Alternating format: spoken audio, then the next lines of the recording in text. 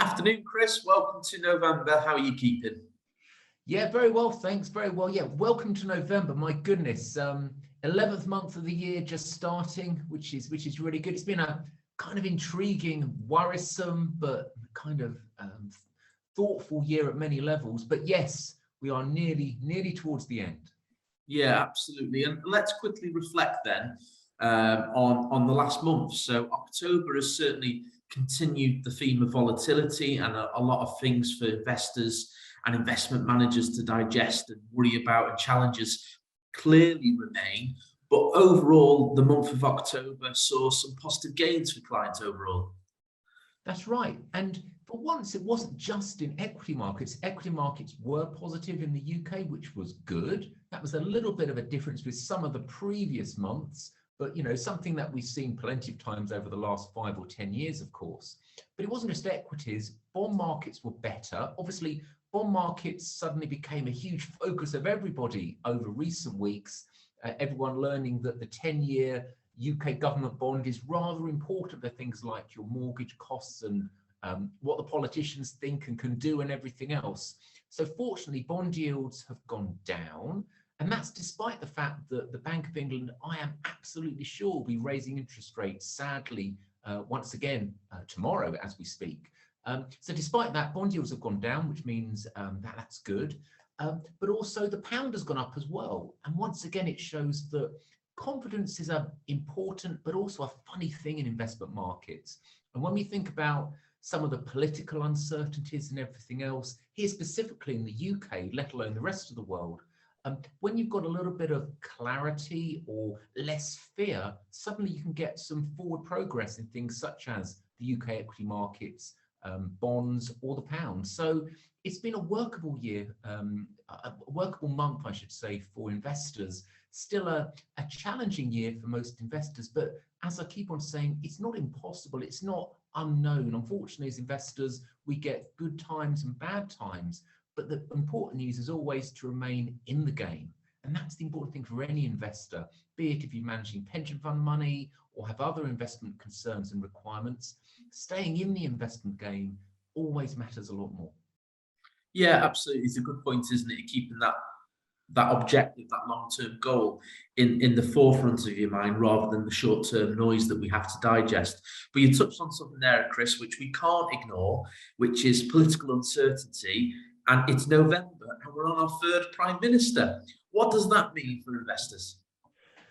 It means naturally the initial reaction is, oh my goodness, what on earth is happening? And this is what we saw at the start of October. Big volatility in markets. I'm sure if you're reading newspapers or looking on the TV or anything, it was talking about, oh my goodness, volatility in markets, the pound, bond yields under pressure, what's happening with mortgages, huge concerns and problems. Fortunately, the way that when you get political volatility, once you get a little bit of certainty, a little bit of less volatility, you often then start getting not only financial markets behaving better, but also that kind of improvement benefit of more favorable financial markets, therefore also quietening down the political backdrop as well. Now, it doesn't matter which political party you support or want to vote for in the future or not. Well, what's important for everyone is always stability.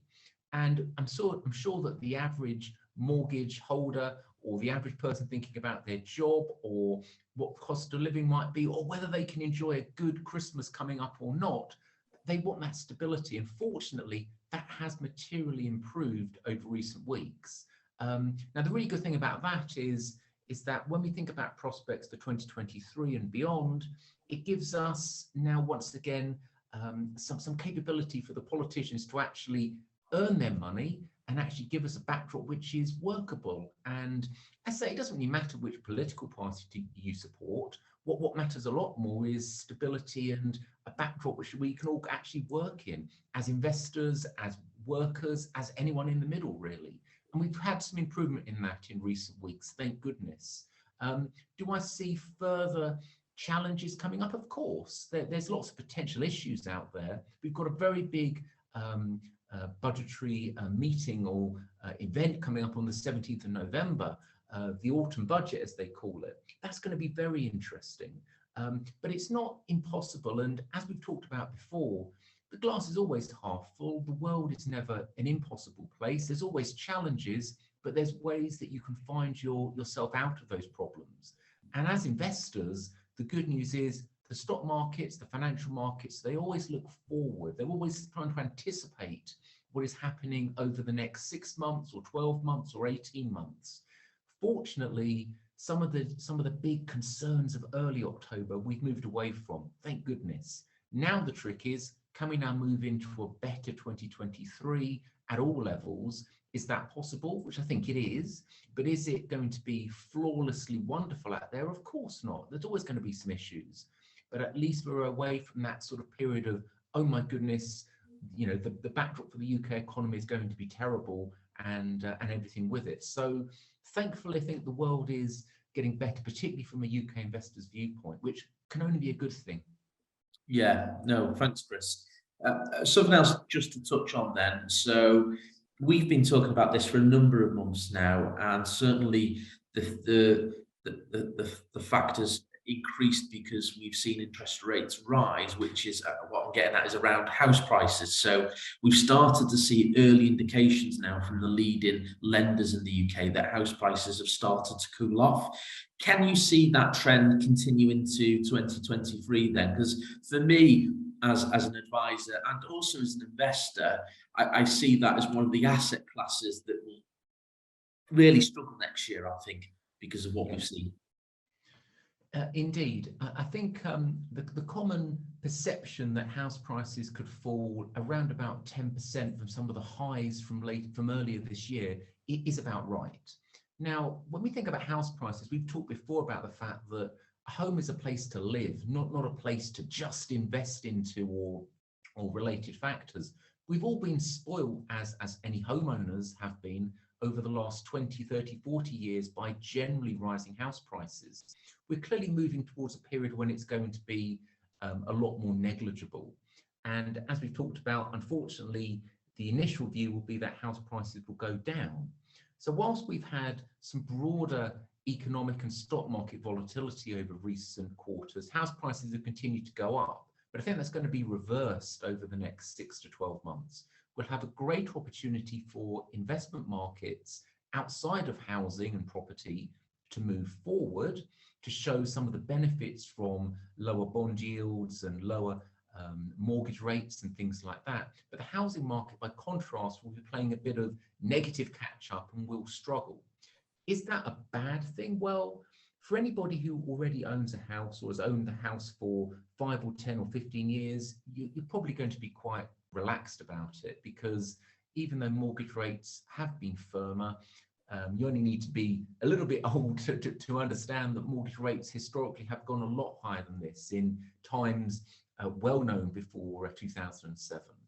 If you're somebody who hasn't yet bought a house and are thinking about it over the next few years, this is more of an opportunity than a threat, because slightly lower house prices, progress in your investments or in your wages or related is quite a nice combination. Unfortunately, people who have either just bought a house or just thinking about it at the moment, it's a bit tricky, a bit more tricky. But as always, I think the key is with investments and with house prices is to always think in the medium term. So as a house price purchaser, you've got to say, can I afford not just this mortgage today, but what happens if mortgage rates double? And can you afford that or not? And therefore make your choices accordingly. That was always a very old school way of thinking, where you would think about, could I afford this if mortgage rates were 10%? When I was younger, that was the norm. But nowadays, we haven't got used to it for a while. I haven't seen it for ages.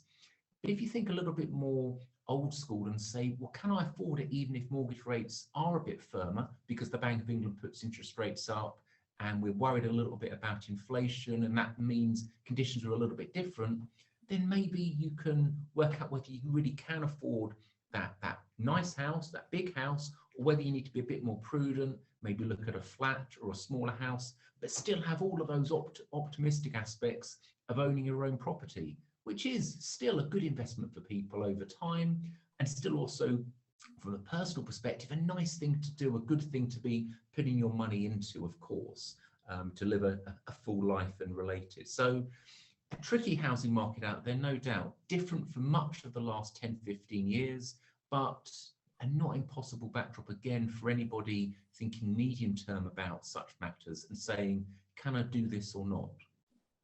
Thanks, Chris. So that's it for another month then. I think it's going to be interesting this time when we speak in December, because then we're going to have an indication of where the year's going to end, I suppose. You know, where did 2022 finish in regards to, you know, asset prices and, you know, what worked well and what didn't work well. So yeah, be interesting time to talk at the start of December. And then, you know, I'm sure it's going to be right around the corner and it's going to be January 2023. Let's hope, as you said, Chris, that the glass is half full and we have a more optimistic and positive year. I can't see it being more challenging than this year anyway for investors. Indeed, that's it. But what has gone has gone. Unfortunately, in the world of investment, even despite some of the losses this year, medium-term investors have done fabulously well.